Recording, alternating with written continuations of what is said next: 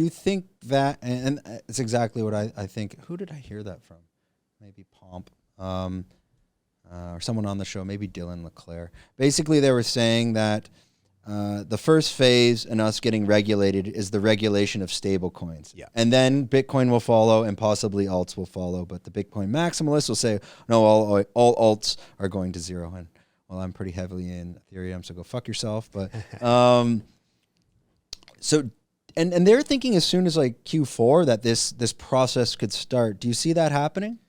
Well, there are already central bank digital currencies that are in the late stages of testing and development. So, the e-yuan, China's central bank digital currencies, I don't know exactly where it stands, but it's pretty much ready to deploy if there aren't already some of them in circulation in China.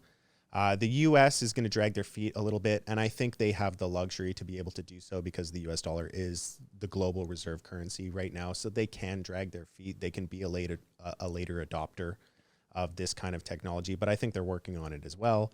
We have the electronic euro being developed. It's coming down the pipe. I would not be surprised to see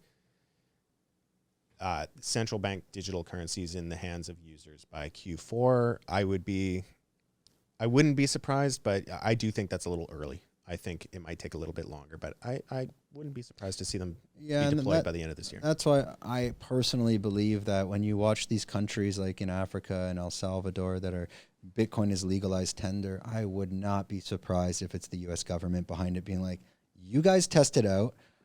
You do the beta testing or the alpha testing. We'll see where you go wrong, and then we'll come in and adopt it. Otherwise, I don't even think it ever goes to legalized tender in those countries anyways. So it's kind of like they're the monkeys right now. Yeah. Which, I mean, again, from the macro level, that's the play. Who do you think who is, what is it?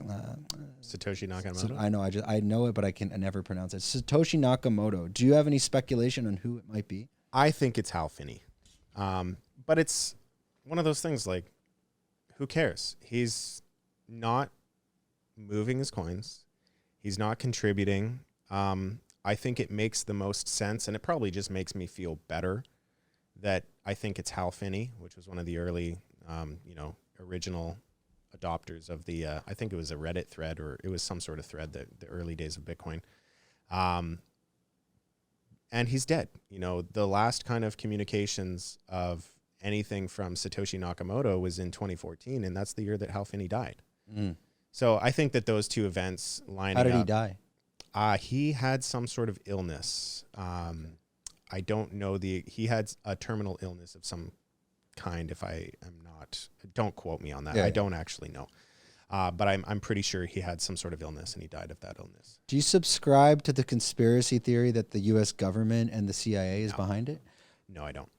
But what's interesting is if you translate Satoshi Nakamoto, did I fuck that up? No. Okay, got it. See, I get like no. I'm just dyslexia. excited. I'm just excited to so hear it's Japanese, and in Japanese writing, it's actually like a super simplified version of Chinese. Like they have this like type of kanji writing style. It's very simplified Chinese, but there's certain characters in Japanese that, and it's the same thing in Hong Kong. Like in Hong Kong, if you write in Chinese characters and you show it to a Mandarin speaker and a Cantonese speaker, the meaning's the same. They pronounce it different. Same in Japan.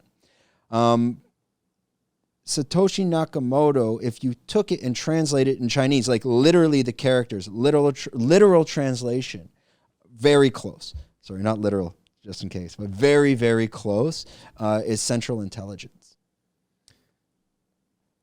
How do we know that wasn't? I don't know. I just like a good conspiracy theory. Hal Finney. Yeah, exactly. I mean, I don't know. It's to me, I don't. I always like to give the people more credit. I think that we, the people, don't really give ourselves enough credit. Government is in power because we put them there.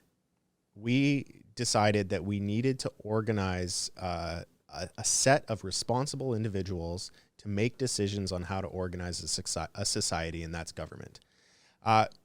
We, the people, kind of underestimate ourselves a little bit in our capabilities. And I think that there's a real problem with the role of government and how there's just an overbearing sense of control. You know, we gave them the control and they're running amok. So I am much more of the mindset that, you know, people have identified that, you know, we need to get government back in check, and we have the ability to do so through technology, and we the people created something to just fix the rule book that governments have been exploiting.